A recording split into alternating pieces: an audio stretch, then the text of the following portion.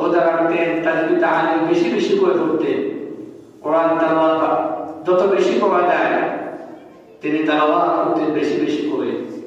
আমাদেরকেও রাসূল আকরাম সাল্লাল্লাহু আলাইহি ওয়াসাল্লাম এই মাসে যত বেশি কোরআন তেলাওয়াত করেছেন, যত বেশি রোজা রেখেছেন, আমাদেরকেও সেই অনুযায়ী কোরআন তেলাওয়াত বাড়াইতে হবে। যাদের সম্ভব হয় আমরা রোজা রাখার চেষ্টা করব ইনশাআল্লাহ। এটা এমনি সুন্নাহ যে আইয়ামে বীর যেটা আরবি মাসের 13, 14, 15 যেহেতু আমাদের লাইলাতুল নিসফি মিন শাবান 14 তারিখ দিবাগত রাত, এটাও আমাদের শবে বরাত আমরা পালন করে থাকি। তবে আমাদেরকে এই শবে বরাত নিয়ে আমাদেরকে কি থাকতে হবে? সজাগ থাকতে হবে। কি সজাগ থাকতে হবে? এমন আমল করা যাবে না। এখন আমাদের সমাজে আমরা শবে বরাতে এত রাকাত নামাজ পড়ি, এত এই সূরা দিয়ে এত রাকাত, এভাবে না করে আপনি যত বেশি নফল নামাজ, কোনো নির্দিষ্ট নাই যে সূরা আপনার কাছে সহজ মনে হয়। আপনি যদি মনে করেন যে আমি সূরা ইখলাস দিয়ে 2 রাকাত নামাজে আমি সূরা ইখলাস দিয়েই পড়বো, আপনার কাছে ভালো লাগতেছে, পড়েন।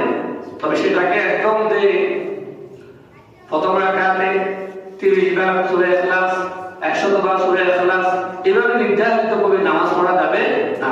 আপনি পড়েন, পড়ার জন্য নিষেধ নাই। ওই দিন দলবদ্ধভাবে না হয়ে সবাই নিজ নিজ তত্ত্বাবধানে বাড়িতে হোক। সবচেয়ে উত্তম হচ্ছে বাড়িতে। কিন্তু আমরা অনেকে মসজিদে বলি, আপনি যখন মসজিদে ইবাদত করতে আসবেন আপনার মনের ভিতরে একটা অহংকে চলে আসবে, মানুষকে লোক দেখানোর একটা ভাব চলে আসে। এটা অনেকে খেয়াল করছে কিনা জানি না, আমি ব্যক্তিগতভাবে খেয়াল করি যে আমরা যখন ইবাদত বন্দী করি সকলের সামনে, তখন সুন্দর করে আমরা রুকু সিজদা তাসবিহ তাহলিল সুন্দরভাবে আদায় করি। কিন্তু যখন একা থাকি, যখন একা একা নামাজ পড়ি, তখন এই খুশু এবং খুশু থাকে না। এজন্য ওই রাতে সকলে নিজ নিজ তত্ত্বাবধানে, হ্যাঁ যদি আলোচনা হয় সেটা ভিন্ন কথা, আলোচনা কথা আমরা সর্বোচ্চ 1 ঘন্টা থেকে 2 ঘন্টা আলোচনা করে দোয়া করে বাস যে যার মতো করে নফল ইবাদত যত বেশি করা যায়, কোরআন তেলাওয়াত। কারণ এই কোরআন হচ্ছে আপনি যতবার পড়বেন, কোরআন শব্দের অর্থ কি? কোরআন শব্দের অর্থ অধিক পঠিত। কোরআন শব্দের অর্থ কি? অধিক পঠিত, যেটা বারবার পড়া হয়।